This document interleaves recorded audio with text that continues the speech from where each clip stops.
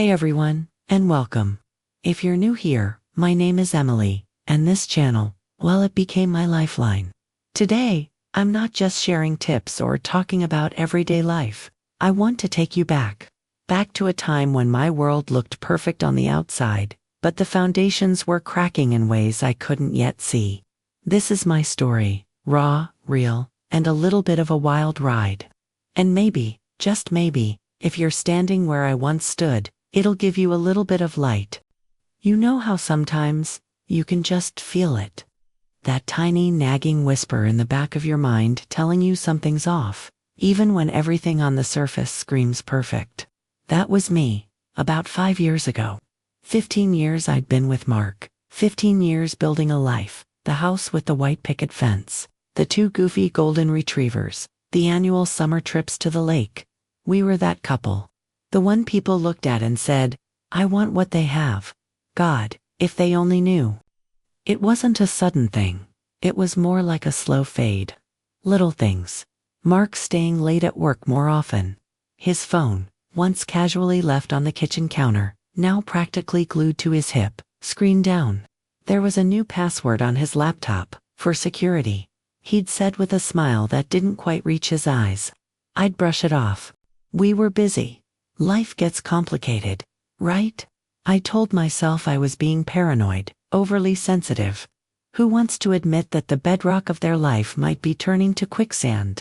The night it all unraveled, it was a Tuesday, mundane.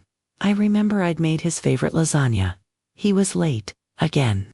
Client dinner, the text had read earlier.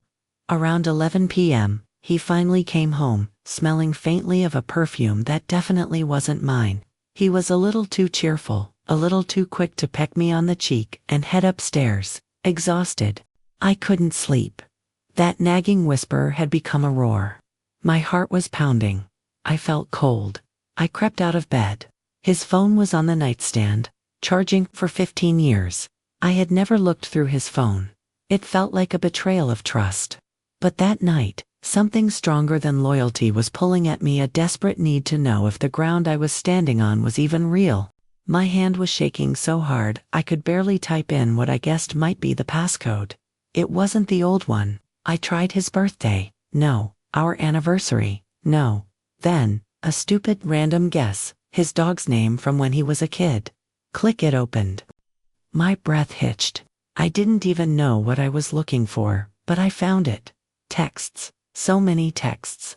Not just texts, but photos. A whole other life, meticulously hidden. A woman named Jessica. Younger, of course. They had inside jokes, pet names, they had a history that ran parallel to mine, hidden in plain sight. I scrolled, a sickening knot tightening in my stomach with every new message, every smiling photo of them together. It was like watching a horror movie, but I was the star. And I hadn't even known I was cast. The lasagna I'd lovingly made sat cold on the counter downstairs, a symbol of the life I thought I had. That night, it wasn't just my heart that broke. It was my entire reality. The next morning, the air in our sun-drenched kitchen, usually filled with the smell of coffee and easy chatter, was thick with unspoken words. I hadn't slept. I just sat there, on the sofa, his phone clutched in my hand like a cold, hard piece of evidence. When Mark came downstairs, whistling, reaching for the coffee pot, he froze when he saw my face. Then he saw the phone. The whistling stopped. The color drained from his face. He started, his voice suddenly uncertain. Who is Jessica? Mark. My voice was surprisingly steady, dangerously calm. Years of suppressed intuition, of tiny ignored red flags, had coalesced into a cold, hard certainty. What followed was a scene I wouldn't wish on my worst enemy. First, the denial's clumsy, desperate. She's just a colleague. You're misunderstanding. Then, as I laid out the undeniable timeline I'd pieced together through a sleepless night of scrolling, the excuses. Our marriage had been struggling. I was lonely. It just happened. Every word was another twist of the knife. He never once said he was sorry for her, only sorry he got caught, sorry I was hurting. The most brutal part. He seemed almost relieved, like a heavy burden had been lifted. And in that moment, I realized the Mark I married, or the Mark the first thought I married, had been gone for a long, long time. This man standing before me was a stranger. The decision to divorce wasn't an if, it was a how soon.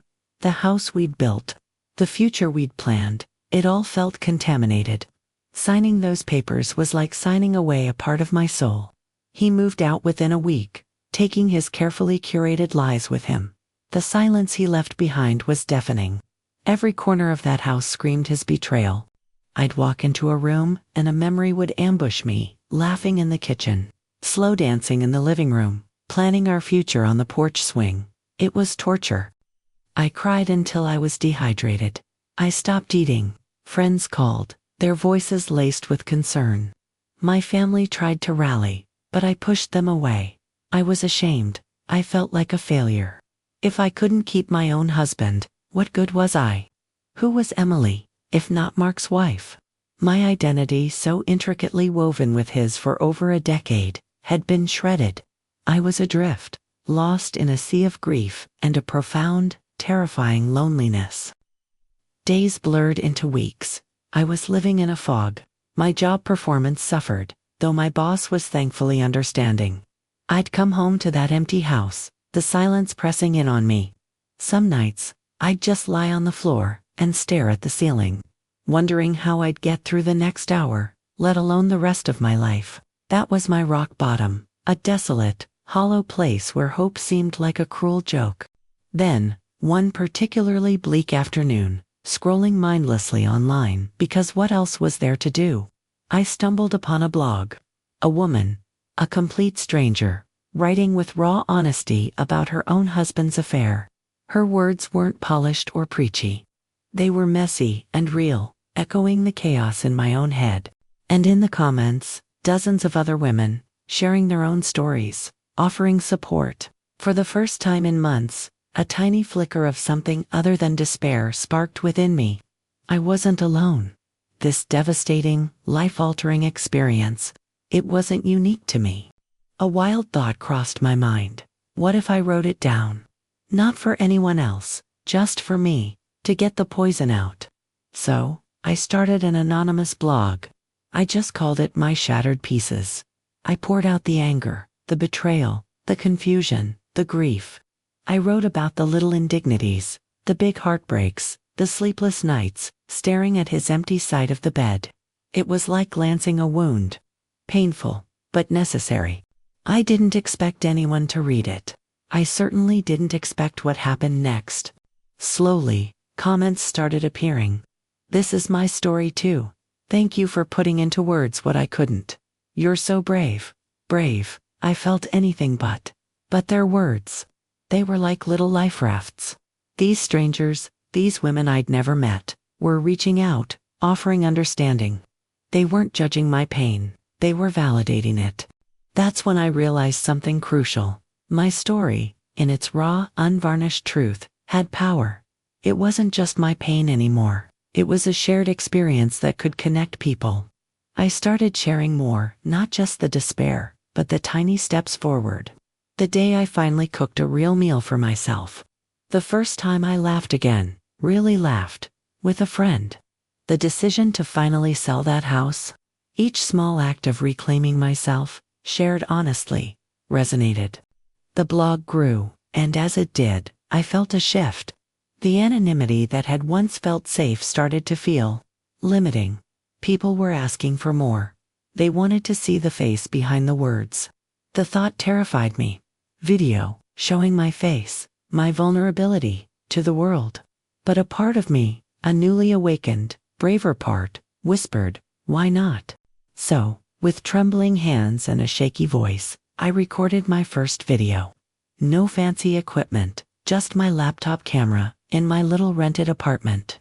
I talked about the loneliness of rebuilding, the awkwardness of being newly single in your late 30s, the struggle to redefine who you were after the we became me. I hit upload with my eyes squeezed shut, half expecting crickets, or worse, criticism. Instead, the response was overwhelming, in a good way. People connected with the realness. They said my voice was soothing, that my honesty was refreshing. My little community from the blog followed me to YouTube, and new people found me. They started calling themselves Emily's Army for a while, which was both humbling and a bit hilarious. I wasn't offering expert advice. I was just a woman sharing her journey, stumble by stumble, triumph by tiny triumph. The channel, which I eventually named Reclaimed and Radiant, wasn't planned. It was an accident born from heartbreak. But it became my purpose. I started exploring topics beyond just divorce, self-care, finding joy in small things, setting boundaries, even dipping a toe back into the dating world. Talk about an adventure. I learned as I went, not just about video editing and thumbnails, but about myself. I learned I was resilient. I learned I had a voice that mattered. The comments, the emails, the DMs, they were incredible. Women telling me they'd finally found the courage to leave toxic relationships, to start new careers, to simply ask for what they needed. One woman wrote that my videos helped her through her chemo treatments. Chemo treatments. I sat and cried when I read that. My silly little videos, born from my own pain, were actually helping people. It was the most profound realization. The pain Mark had inflicted hadn't just been a destructive force. It had inadvertently become the catalyst for something beautiful and constructive. So, here I am, 5 years later, that empty, broken woman. I barely recognize her. Life is different now. It's vibrant. It's mine. My channel has grown into a full-fledged career. I've written a book. I do speaking engagements, connecting with women all over the country. I still live in a small, cozy place, but it's filled with my own energy, my own joy. And those 2 goofy golden retrievers, they're still with me, a comforting link to the past, but also happy companions in my bright new present. Do I ever think about Mark? Of course, but the anger, the bitterness, it's mostly gone, replaced by, well, not exactly gratitude for what he did, but a kind of detached understanding that his betrayal, as devastating as it was, pushed me onto a path I never would have found otherwise. He inadvertently gave me the gift of myself. The best revenge, if you want to call it that, has been living a life so full and joyful that his actions no longer have the power to cast a shadow over it. If you're watching this, and you're in that dark place I once knew so well, please hear me. You are not alone. The pain you feel is valid, but it does not define you. It is not the end of your story. It's just a really, really hard chapter. Allow yourself to grieve, to rage, to feel it all. But then, when you're ready, take one small step. And then another. Reach out, share your story, even if it's just with one trusted friend, or a journal, or an anonymous blog in the quiet corners of the internet. My journey wasn't easy, but it taught me that even the deepest wounds can heal. And that from the rubble of a life you thought was over, you can build something even more magnificent, on your own terms. You are so much stronger than you think. Thank you for listening, for being part of this community. It means more to me than words can say.